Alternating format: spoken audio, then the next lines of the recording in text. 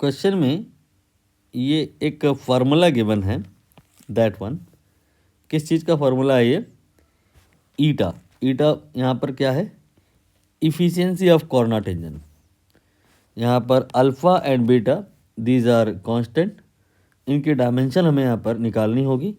Theta obviously as usual angle, and k Boltzmann constant, T temperature, x it is in metre, it is kind of length, right.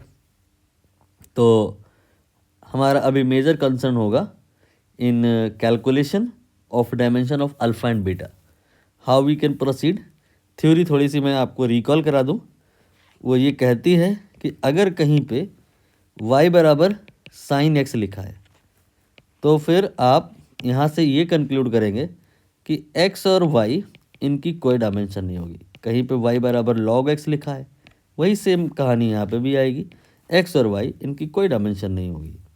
अब यहाँ पे ध्यानपूर्वक देखिए, log के अंदर ये जो कंप्लीट फैक्टर है, इसको हम यहाँ से काम करते हैं, पिक कर लेते हैं, कॉपी कर लेते हैं। ये डायमेंशन लेस होगा क्योंकि आपने कहा कि अगर y बराबर लॉग x लिखा है तो x की कोई डायमेंशन नहीं होगी। सो बीटा एक्स अपॉन के टी, इसकी कोई डायमेंशन नहीं होगी। इसका मतलब क्या है कि बीटा एक्स की जो डायमेंशन होगी वो के टी के बराबर होगी, राइट। अब ये ना करने लग जाइएगा कि के और टी की डायमेंशन निकालने लग जाओ, नो। के टी जो होता है ये एनर्जी के बराबर होता है, क्योंकि एनर्जी का फार्मूला 3/2 के टी पॉपुलर फार्मूला है, आता होगा आपको। तो यहाँ पर 3/2 का तो कोई मीनिंग नहीं है, के टी जो है वो एनर्जी के बराबर है।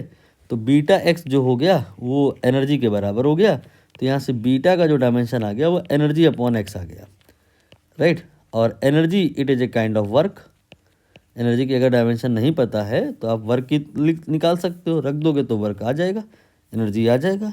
वर्क की भी अगर नहीं पता है तो फोर्स इनटू डिस्प्लेसमेंट कर दो एंड डिवाइड बाय एक्स। अब ये एस और एक्स में कोई अंतर थोड़े ना है, दोनों डायमेंशन के पॉइंट से तो इक्वल है, दोनों मीटर में होंगे। तो बीटा का डायमेंशन जो है साबित हो गया कि ये फोर्स के बराबर होगा। अगर कहीं ऐसा लिखा है तो वो सही है।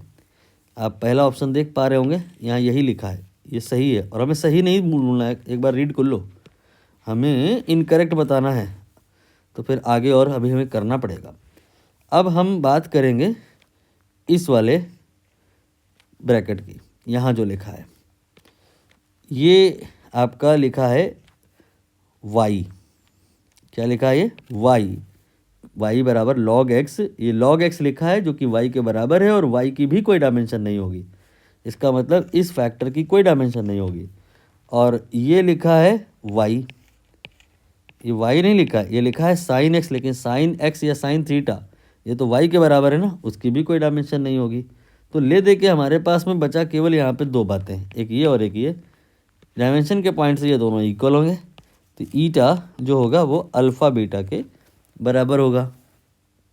नाउ यहाँ पर ये इफ़िशियंसी वर्ड जो आया है इसको भी ध्यान में लाना होगा। इफ़िशियंसी किसी भी चीज़ की हो, इसकी डायमेंशन नहीं होती। इफ़िशियंसी का मतलब होता है आउटपुट डिवाइड बाय इनपुट।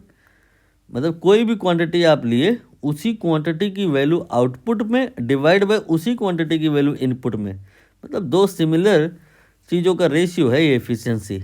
तो फिर इसकी कोई डायमेंशन नहीं होगी, ये डिलीट हो जाएगा। ये तो तभी संभव है ना जब आपका यहाँ पर बीटा और अल्फ़ा इनकी डायमेंशन रेसिप्रोकल हो। डायमेंशन के पॉइंट से अगर बात करें तो इसका 1 होगा और अल्फ़ा बीटा 1 के बराबर, तो बीटा का डायमेंशन अल्फ़ा के रेसिप्रोकल या अल्फ़ा का डायमेंशन बीटा के रेसिप्रोकल, ऐसा आप एज्यूम कर सकते हैं। एक बार और भी ऑप्शन आप रीड करें। ये लिखा है अल्फ़ा की power -1 then multiply by X. Alpha की पावर -1 ये तो आप अभी अभी बोले ना कि बीटा के बराबर होगा, तो ये जो लिखा है आप इसकी जगह इसको कट कर दें। इसकी जगह मान लें क्या लिखा है, इसकी जगह मान लें लिखा है बीटा एक्स। तो बीटा एक्स की कह रहे हैं dimension same as that of energy, and beta you have proven अभी अभी थोड़ी देर पहले कि ये फोर्स के बराबर होगा। तो बीटा एक्स जहाँ लिखा है वहाँ बीटा ना लिखें, यहाँ एफ लिखें। तो एफ इंटू एक्स ये हो गया आपका डिस्प्लेसमेंट और force into displacement, work energy, ये भी सही हो गया फिर तो। अब हम सी ऑप्शन की तरफ बढ़ेंगे। यहाँ लिखा है dimension of n-1 into sine theta has same as that of alpha beta. मतलब यहाँ पे ये जो टर्म है इसकी तो कोई डायमेंशन होगी ही नहीं, इफिशिएंसी है। साइन थीटा वाई के बराबर है, वाई बराबर साइन थीटा में न थीटा की डायमेंशन होती है न वाई की, तो इस पूरे की कोई डायमेंशन नहीं होगी। और इसकी डायमेंशन देख लें कितनी होगी। ये आपने अभी कहा कि अल्फ़ा बीटा डायमेंशन के पॉइंट से रेसिप्रोकल है, इस क्वांटिटी की कोई डायमेंशन नहीं होगी। तो this factor is dimensionless, this factor also dimensionless, मतलब डायमेंशन के पॉइंट से ये और ये इक्वल है। तो यहाँ यही लिखा हुआ है, इसलिए ये भी सही है। डी ऑप्शन ऑब्वियसली गलत होगा, फिर भी रीड कर लेते हैं। Dimension of alpha is same as that of beta, ये नहीं सही है। सही क्या है, अल्फ़ा और बीटा ये रेसिप्रोकल है, अल्फ़ा इक्वल टू 1/बीटा।